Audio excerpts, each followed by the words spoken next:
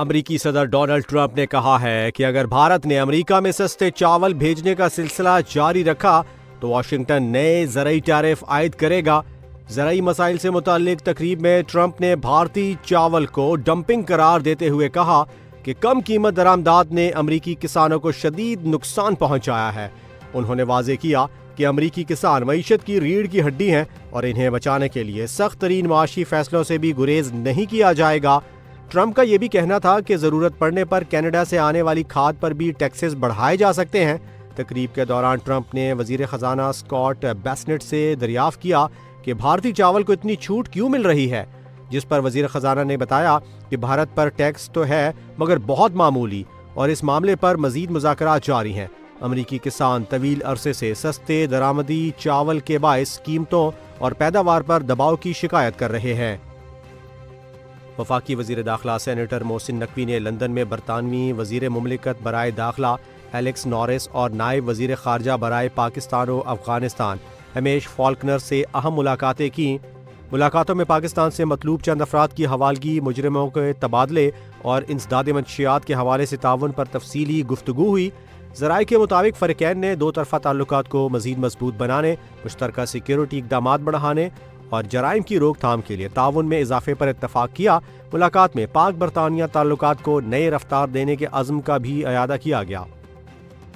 پاکستان تحریک انصاف کی پارلیمانی پارٹی کے اعلامیہ اور فیصلوں میں اختلافات سامنے آ گئے ہیں۔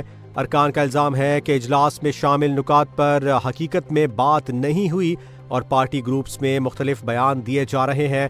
عاطف خان نے کہا کہ رانا ثناء اللہ یا وفاقی وزیر کی کمیٹی میں شمولیت کی کوئی پیشکش پارلیمانی اجلاس میں زیر بحث نہیں آئی۔ ڈاکٹر امجد خان نے بھی کہا کہ اجلاس میں کسی وفاقی وزیر کی کمیٹی میں شمولیت کا فیصلہ نہیں ہوا اور پارٹی نے مذاکرات سے کبھی انکار نہیں کیا۔ صاحبزادہ صبغت اللہ نے بھی واضح کیا کہ کسی وزیر کی کمیٹی کے حوالے سے پارلیمانی کمیٹی میں کوئی بات نہیں ہوئی۔ برطانیہ نے پاکستانی یوٹیوبر رجب بٹ کو ملک بدر کر دیا۔ رپورٹس کے مطابق پاکستانی یوٹیوبر رجب بٹ کو برطانیہ سے ڈی پورٹ کر دیا گیا ہے اور وہ آج صبح کی پرواز سے پاکستان روانہ ہوں گے۔ برطانوی حکومت نے ان کا ویزا منسوخ کر دیا ہے، جبکہ ہوم ڈپارٹمنٹ نے رجب بٹ کو تحریری فیصلہ جاری کیا۔ رجب بٹ کے پاس 2027 تک برطانوی ویزا موجود تھا، تاہم ان کی ملک بدری کی وجہ ویزے کی منسوخی بتائی گئی۔ انہوں نے پاکستان میں مقدمے کی تفصیلات سے بھی آگاہی نہیں دی۔ رجب بٹ نے کہا کہ وہ محکمہ داخلہ کے فیصلے کے خلاف اپیل کریں گے۔ Chairman Peoples Party Bilawal Bhutto Zardari نے لاہور میں صنعت کاروں اور تاجروں سے خطاب میں کہا کہ تاجر معیشت کی بہتری میں اہم کردار ادا کرتے ہیں اور ان کے مسائل کے حل کے لیے کوششیں جاری رہیں گی۔ انہوں نے برآمدات میں اضافے پر زور دیتے ہوئے کہا کہ چین کے ساتھ تعلقات مضبوط کر کے پاکستان اپنے نمبر کو اوپر لے جا سکتا ہے۔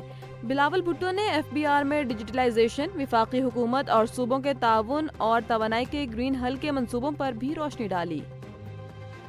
چیف آف آرمی سٹاف اور chief of defence forces field marshal Syed Asim Munir نے کہا کہ 1971 میں پاک بحریہ دشمن کے لیے سمندر میں سیسہ پلائی دیوار تھی اور آج بھی ملک کی بحری سرحدوں پر آہنی فصیل ہے۔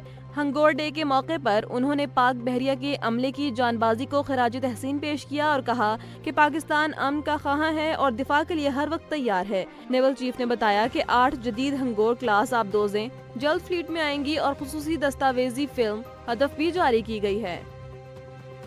جاپان کے شہر ٹوکیو کے شمال مشرقی علاقے میں 7.6 شدت کا زلزلہ آیا، جس کا مرکز آؤموری ضلع سے 80 کلومیٹر دور اور 50 کلومیٹر گہرائی میں تھا۔ زلزلے کے نتیجے میں 30 افراد زخمی ہوئے، تاہم ہلاکت کی اطلاع نہیں ملی۔ ہزاروں شہری بجلی سے محروم ہیں۔ متاثرہ علاقوں میں ٹرین سروس معطل ہے اور 90,000 افراد کو محفوظ مقامات پر منتقل کیا گیا ہے۔ ساحلی علاقوں کے لیے 10 فٹ اونچے سونامی کی وارننگ بھی جاری کر دی گئی ہے۔ ملک میں سونے کی قیمتوں میں اتار چڑھاؤ جاری ہے۔ گزشتہ روز اضافے کے بعد آج فی تولہ سونا 1900 روپے کمی کے ساتھ 4,41,862 روپے پر بند ہوا۔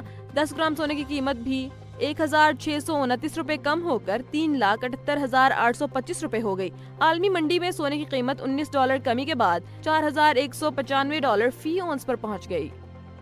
اسلام آباد میں وزیر اعظم ہاؤس میں انڈونیشیا کے صدر براوو سوبیانتو کے اعزاز میں استقبالیہ تقریب منعقد ہوئی۔ وزیر اعظم شہباز شریف نے معزز مہمان کا استقبال کیا، جبکہ تقریب میں دونوں ممالک کے قومی ترانے بجائے گئے اور مسلح افواج کے دستے نے گارڈ آف آنر پیش کیا۔ صدر براوو سوبیانتو نے اپنے وفد کا وزیر اعظم سے تعارف بھی کروایا۔ یاد رہے کہ وہ گزشتہ روز پاکستان کے سرکاری دورے پر اسلام آباد پہنچے تھے، جہاں صدر آصف علی زرداری اور وزیر اعظم نے ان کا پرتپاک استقبال کیا تھا۔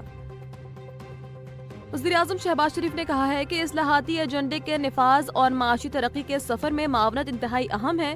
انہوں نے IMF کی جانب سے اظہار اطمینان کو معاشی ٹیم خصوصاً وزیر خزانہ کی محنت کا اعتراف قرار دیا۔ وزیر اعظم نے کہا کہ پاکستان نے ڈیفالٹ کے دہانے سے نکل کر استحکام کی طرف سخت فیصلوں کے ذریعے پیش رفت کی ہے، جس میں سیاسی قیادت اور عوام دونوں نے قربانیاں دی۔ انہوں نے عزم ظاہر کیا کہ پاکستان جلد معاشی ترقی کے منزل حاصل کرے گا اور ملک کو بیرونی قرضوں سے نجات دلانے تک جدوجہد جاری رہے گی۔